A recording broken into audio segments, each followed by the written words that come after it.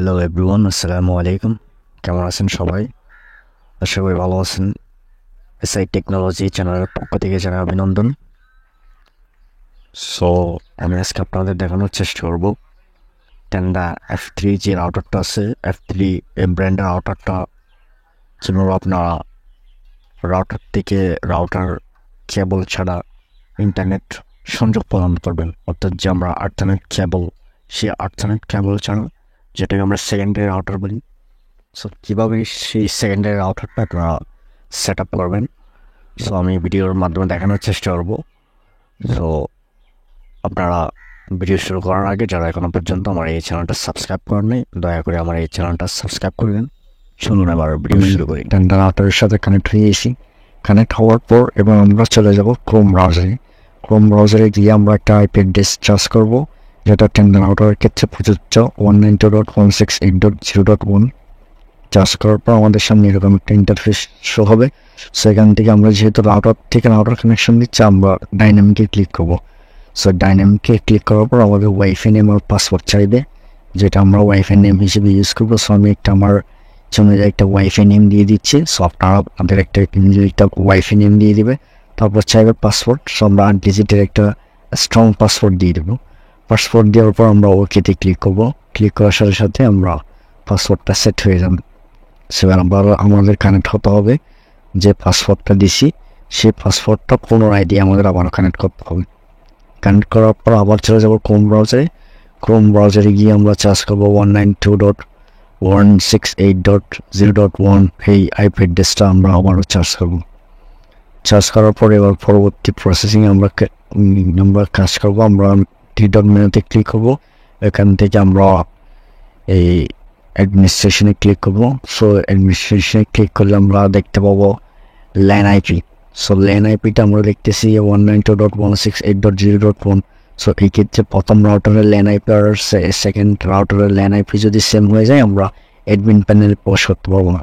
So এই জন্য আমাদের সেকেন্ড যে রাউটারটা আমরা ইউজ করবো, সেকেন্ড সেই রাউটারটা প্রথম রাউটার থেকে একটু ভিন্নভাবে দিতে হবে। সো আমি প্রথম রাউটার 192.168.0.1, সো ওই ক্ষেত্রে আমি দ্বিতীয় রাউটারে 1.1 এতটুকু আমরা চেঞ্জ করবো। চেঞ্জ করার পর আমরা নিচে ওকে দেখতে পাবো। সো ওই ওকেতে ক্লিক করবো। ওকেতে ক্লিক করার পর রিবুটিং হবে 100%। সো রিবুটিং হওয়া পর্যন্ত আমরা ওয়েট করবো। এবার রিবুটিং হওয়ার পর এবার আমরা আমার ওয়াইফে কানেক্ট করবো। কানেক্ট করার পর এবার আমরা চলে যাবো ক্রোম ব্রাউজারে। ক্রোম ব্রাউজারে গিয়ে আমরা এই ওয়াইফে কানেক্ট করার পর ক্রোম ব্রাউজারে গিয়ে আমরা আবার চার্জ করবো 192.168.0.1 এই যেহেতু এই আইপি অ্যাড্রেসটা চেঞ্জ করে পড়ছি। সো আমরা যেহেতু সেকেন্ডারি রাউটারে এখন আমরা চার্জ করবো 1.1, অর্থাৎ আমাদের 1.1 চার্জ করতে হবে। চার্জ করার পর এবার আমরা রাউটারে সে প্যানেলে পোস্ট করতে হবো। সো এইখান থেকে আমরা মেনুতে ক্লিক করবো। মেনুতে ক্লিক করার পর এবার আমরা ওয়্যারলেস রিপিটার নামে একটা অপশন দেখতে পাবো। সো এখান থেকে ওয়্যারলেস রিপিটারে ক্লিক করলে আমাদের সামনে অনেকগুলো অপশন দেখতে পাবো। সো ওইখান থেকে আমরা ক্লিক করবো WISP মোডে। WISP মোডে ক্লিক করার সাথে সাথে আমাদের এই সেকেন্ডারি রাউটারের আশেপাশে যতগুলো ওয়াইফাই আছে সবগুলো এখানে শো হবে। সো আমি যেহেতু রাউটার থেকে রাউটার কেবল ছাড়া কানেকশন করতেছি, ওই ক্ষেত্রে যে রাউটার সাথে কানেক্ট করবো সেই রাউটারে ক্লিক করলে সে মেইন রাউটারের পাসওয়ার্ডটা আমাদের চাইবে। সো আমি মেইন রাউটারের পাসওয়ার্ডটা দিয়ে দেবো। সো আমি যে রাউটারের সাথে কানেক্ট করতেছি সেটা হচ্ছে AZ। সো যেহেতু AZ-এ ক্লিক করছে, AZ রাউটারের পাসওয়ার্ড আমার থেকে চাইছে। সো ওই জন্য আমি সেই পাসওয়ার্ডটা সেন্ড দিয়ে এবার আমরা ওকেতে ক্লিক করব। ওকেতে ক্লিক করার সাথে সাথে আমাদের রিবুটিং হবে 100%। সো আমরা রিবুটিং হওয়া পর্যন্ত ওয়েট করব।